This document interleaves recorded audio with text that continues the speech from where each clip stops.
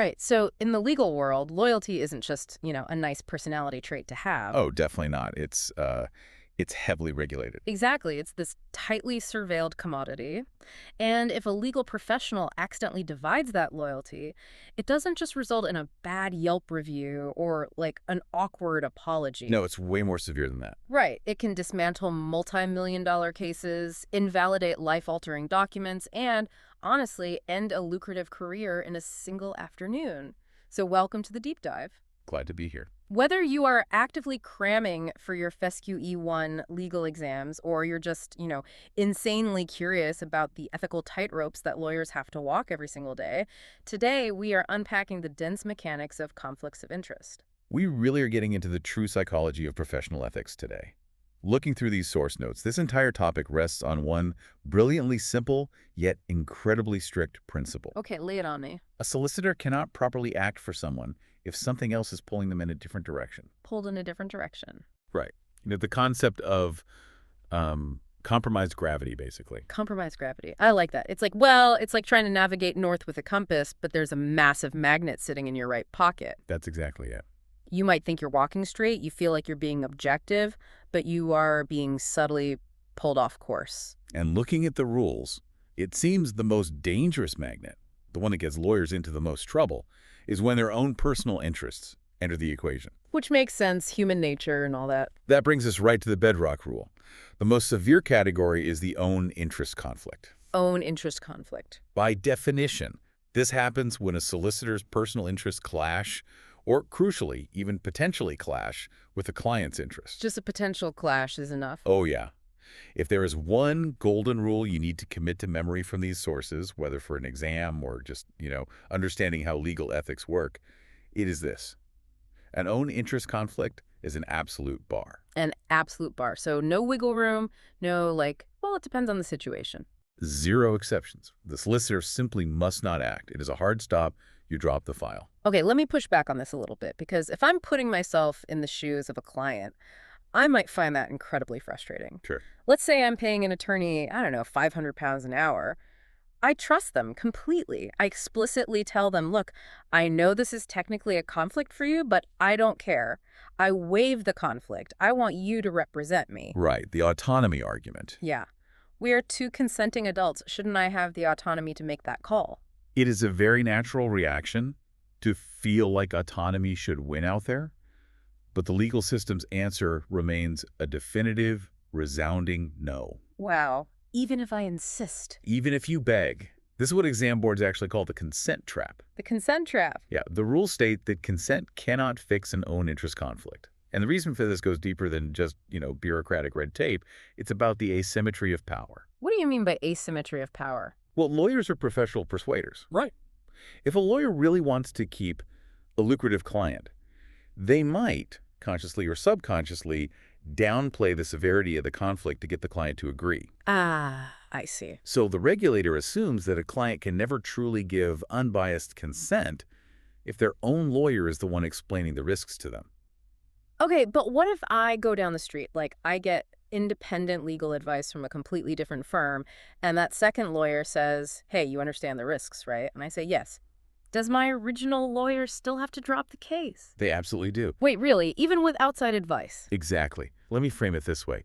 It's like trying to proofread your own writing. Oh, I'm terrible at that. We all are. Your brain automatically fills in the gaps, skipping over typos, because it knows what you meant to say. It is physically impossible to be entirely objective. That's a great point. The law assumes that human beings are fundamentally incapable of separating their professional duty from their personal survival. Or, greed. If a lawyer stands to gain or lose personally, the advice simply cannot be trusted as independent, no matter how many waivers you sign. That makes a lot of sense. The system is basically protecting us from human nature. It really is. And the source notes actually outline 3 classic scenarios that pop up constantly, especially if you're taking the SQE, where this human nature gets tested. Yes, the big 3. So the first scenario is when a client comes to you and wants to sue your best friend. A total nightmare for anyone. Right. Imagine you're representing a tech startup, and the CEO wants to aggressively sue their co-founder to push them out of the business. Okay. The problem is that co-founder was the best man at your wedding last month. Yeah, in that situation, the absolute bar applies immediately. I can't just promise to be professional. Even if you swear up and down that you can be completely ruthless and impartial, your friendship, your fundamental desire not to destroy your best friend's life, will subconsciously blunt your strategic edge. You'd hold back. Exactly. You might hesitate on a cross-examination. You might push your client to settle when they really shouldn't. Okay. You are pulled in a different direction. You cannot act. So that's the personal relationship side. The second scenario shifts to financial relationships. A client wants to sue a company that your law firm has a close commercial relationship with. And financial survival is a incredibly powerful magnet. Huge. If your firm pulls in, say, $2 million a year from a massive corporate client, and a local vendor comes to you wanting to sue that exact same corporation, The conflict is glaringly obvious. it is. Yeah, if I help this vendor win, my firm might lose its biggest client. My year-end bonus, my partner track, my own wallet is directly tied to the outcome. I am incentivized to make sure the vendor loses, or at least, settles quietly. And that is exactly why the regulator steps in and says you can't even touch the case. But it's the third scenario from the sources that really puts a magnifying glass on self-preservation. This is the ultimate SQE favorite. Well, the professional negligence one. Yes, imagine a client comes to you for advice on a failing case. And the reason the case is failing is because you, the solicitor, made a massive mistake earlier on. Oh, the absolute dread of that moment. Like missing a filing deadline or forgetting a key piece of evidence. And one of the primary legal options to fix this mess is for the client to sue you for professional negligence. Right. So can you sit across the desk and advise them on their options? Man, that sounds absurd when you even say it out loud, doesn't it? It really does. How on earth could I give them tactical advice on how to legally dismantle my own career and drain my malpractice insurance? I would be doing everything in my power to steer them away from suing me. And that instinct of self-preservation is exactly what the rule anticipates. There is simply no way your advice could be independent. You are personally losing from that outcome. So no matter what. So, the moment you spot a solicitor personally benefiting or losing from a scenario, whether it's loyalty to a friend, protecting a corporate paycheck, or hiding your own mistake, you stop immediately. Okay, so that covers the adversarial side of own interest conflicts, the dark side of human nature, I guess. Right. But the sources highlight another major trap, and this one usually stems from a place of genuine affection. I'm talking about the rules surrounding drafting wills. Ah, the classic gift and will scenario. Yeah. It is heavily tested, and it tricks up a lot of practitioners. Okay, so picture this. A solicitor is drafting a will for an elderly client. They've worked together for 20 years. The client says, you know what? You've been the best lawyer, a real confidant. I'm leaving you £250,000 in this will. It sounds like a beautiful gesture. It does. But the default rule here is a resounding no. Just no. No. This is fundamentally an own interest conflict because the solicitor personally, financially benefits from the very legal document they are being paid to draft. Okay, I'm going to play devil's advocate again because this feels incredibly paternalistic. How so? Well, if this client is mentally competent, of sound mind, and genuinely wants to leave their money to their favorite lawyer instead of, say, some ungrateful nephew who is the legal system to step in and forbid it. I get that. Can't the lawyer just draft it, put a memo in the file saying, I told them it was a bad idea, but they insisted, and just move on? A memo is completely useless here. Useless. Totally. We have to look at the structural power dynamic of a lawyer drafting a will. The lawyer is in control of the phrasing, the timing, the witnesses. They are alone in a room with a client who is contemplating their own mortality. That is a very vulnerable state. Exactly. The rules are designed to prevent even a shadow of undue influence, coercion, or elder abuse. When hundreds of thousands of pounds are on the line, the temptation to slightly nudge a vulnerable client is just too high. So the system just outright bans it. Well, unlike the absolute bar for the general own interest conflicts we just talked about, this specific scenario actually has 3 very strictly policed exceptions. Okay, lay them out for me. How do I legally inherit this £250,000? Well, you probably won't qualify for the first exception because it's about scale. Scale? Yeah, if the gift is not significant.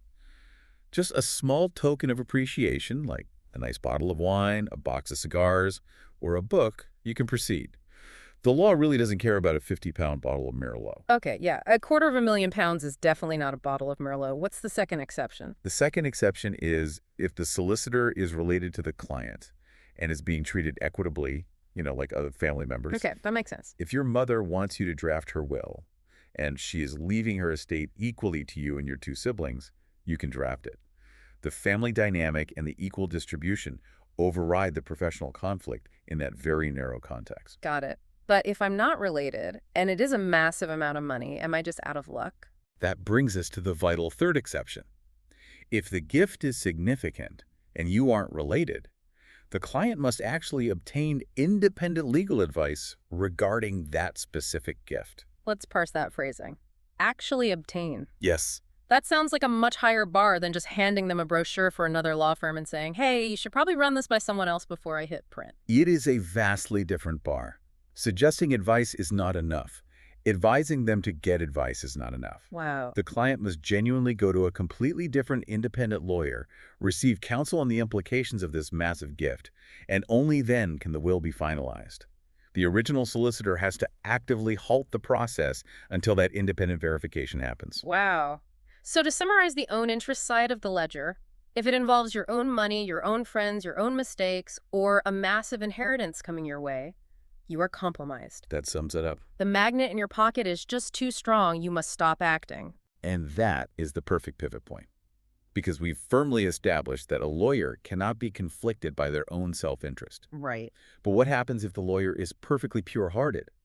They have absolutely no personal stake in the game, no money on the line, but they suddenly find themselves trapped between two clients who are at odds with each other. Okay. Moving from own interest to the second major framework in our sources, the client conflict. Exactly. A client conflict occurs when two or more clients have competing interests.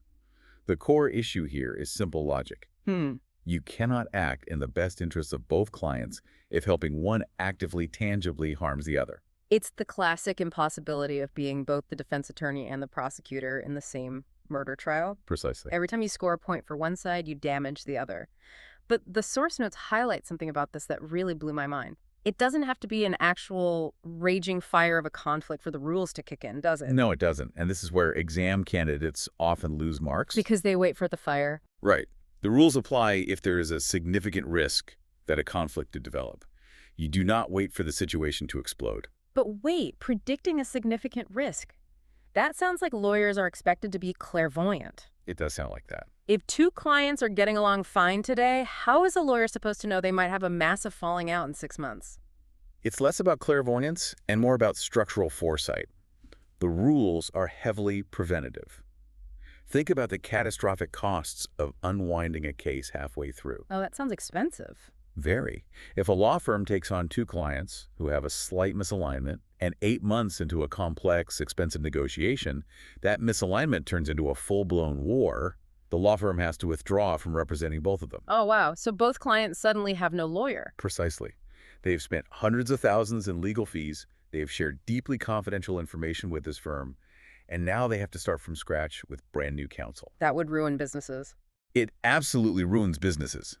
So the regulator demands that lawyers smell the smoke and refuse the case before the fire ever starts. So timing really is everything here. How does the protocol change depending on when you smell that smoke?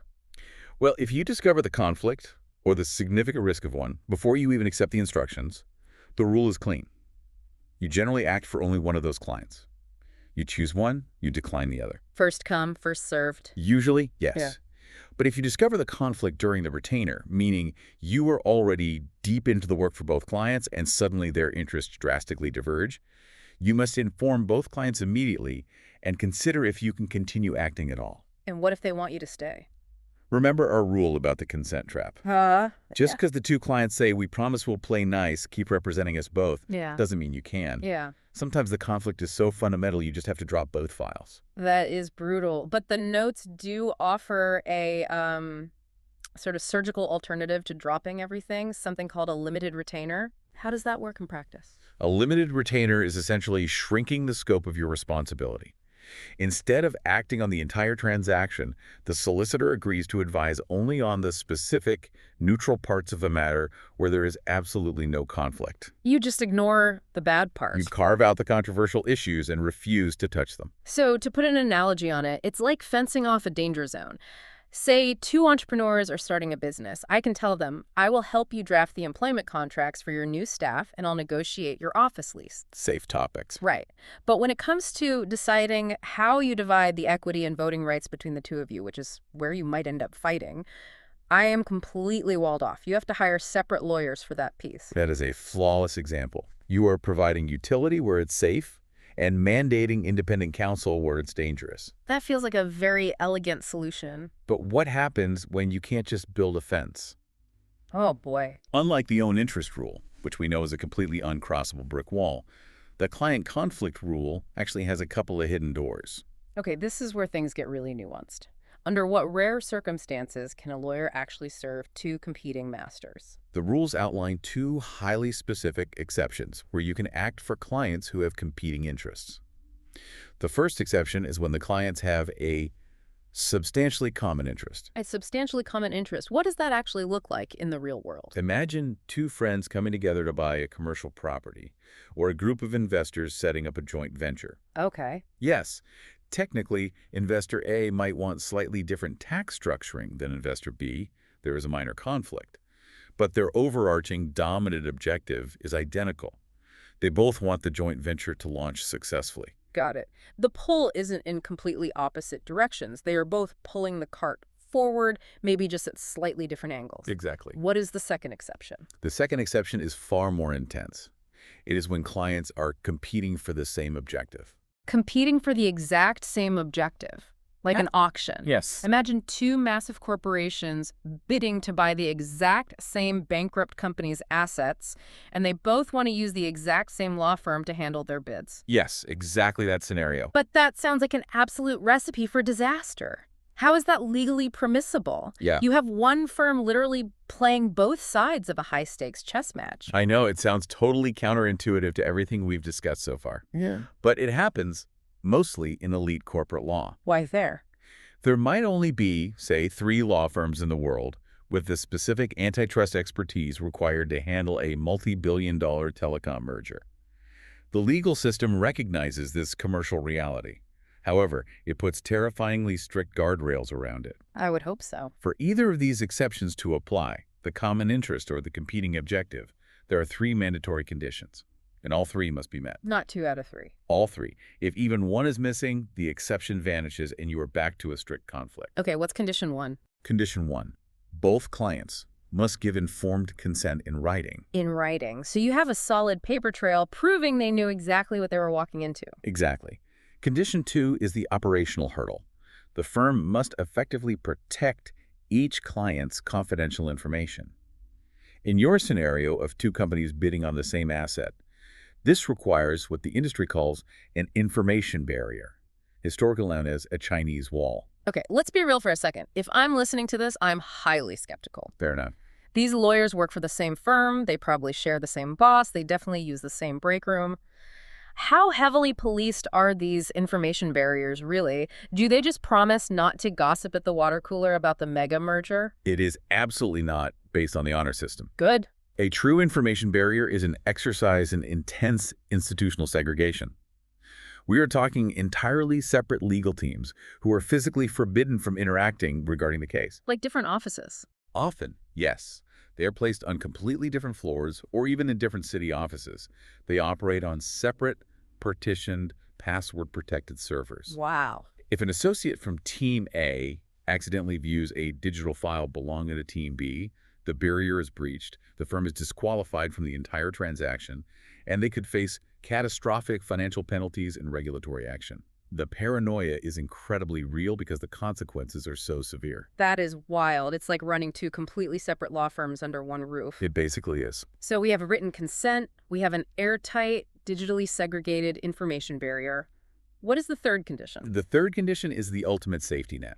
It must be objectively reasonable for the solicitor or the firm to act for both. Objectively reasonable. What does objectively actually mean in this context? It means that even if you have the written waivers, and even if your servers are perfectly segregated, if a neutral outside observer looked at the situation and said, this is too messy, the power imbalance is too great, this is inherently unfair, then the firm still cannot act. Okay, so it's a sniff test. Pretty much.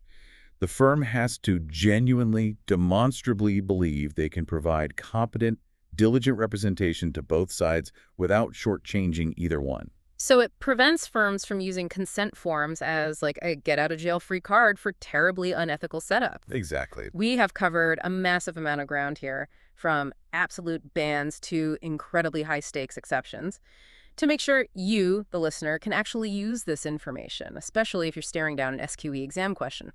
The source notes distill this into a highly practical four-step mental framework. It's a brilliant way to cut through the noise of a complicated scenario. Whenever you are faced with a potential conflict, you just run it through this filter. Step 1. Ask yourself whose interests are competing. Is it the solicitor's personal interests versus the client, or is it two clients fighting against each other? You have to identify the players on the board first because that dictates everything else. That leads to question 2. Is it an own interest conflict? Does the lawyer stand to gain money, protect a friend, or hide a mistake? And if the answer is yes, we know exactly what to do. You drop the file. The absolute bar applies. Consent doesn't matter. The analysis just ends there. But if the lawyer is totally neutral, and it's just the clients competing, we move to question 3. Do the rare exceptions apply? Do these clients share a substantially common interest, or are they competing for the exact same objective? And if one of those two hidden doors is open, you face the final hurdle. Question 4. Have all 3 mandatory conditions been satisfied? Do you have written informed consent? Is there an ironclad information barrier protecting confidentiality? And is it objectively reasonable to take the case? If any of those 3 are missing, the door slams shut. Do not continue. It really strips the emotion and the panic out of the decision-making process. Which is exactly what a legal professional needs when navigating these ethical minefields. You rely on the framework, not your gut feeling. So to quickly recap the journey we've taken today, we explored the uncrossable boundary of own interest conflicts, where human nature and self-preservation force the legal system to step in. We saw how even well-intentioned acts, like an elderly client leaving £250,000 to their lawyer, require the strict, active intervention of independent legal advice to prevent undue influence. The actually obtain rule. Right, and we contrasted that rigid wall with the highly regulated, paranoid world of client conflicts, where massive law firms build digital fortresses just to represent competing bidders. It is a constant, delicate balance between protecting the vulnerable public and accommodating the fast-paced realities of commercial legal practice. And as our source notes tease, the next logical evolution in this legal ethics journey involves confidentiality, specifically the intense rules around disclosure and reporting duties when you are holding onto explosive secrets. That is going to be a fantastic deep dive. But before we wrap up, I want to leave you with a final thought to mull over, building on everything we've just unpacked about the rules of loyalty. Look at the stark difference in how the regulatory system treats the lawyer versus how it treats the client. Think about the implications. Okay, yeah. If 2 massive, sophisticated corporations are directly competing for a business, fighting tooth and nail, the law allows a single law firm to represent both of them, provided they set up those information walls and get signatures. The system fundamentally trusts the mechanics of the firm to manage client versus client competition. Right. They trust the process. But if a lawyer's own personal interest is merely threatened by a close friendship, by a firm's commercial ties, or by the fear of being sued for a past mistake, no amount of consent in the world can save it. Not a chance. No information barrier is strong enough, no waiver is valid. The system shuts it down instantly. It's an incredible double standard when you frame it like that. What does that tell us? It tells us something profound about human nature. It suggests that the legal system views a professional's own self-interest as the ultimate corrupting force. It is a bias so deeply rooted and so subtly powerful that the law trusts absolutely no one to manage it. Not the firm's compliance officers, not independent advisors, and certainly not the client's own consent. The moment your own skin is in the game, your judgment is compromised. The whistle blows, and you are out.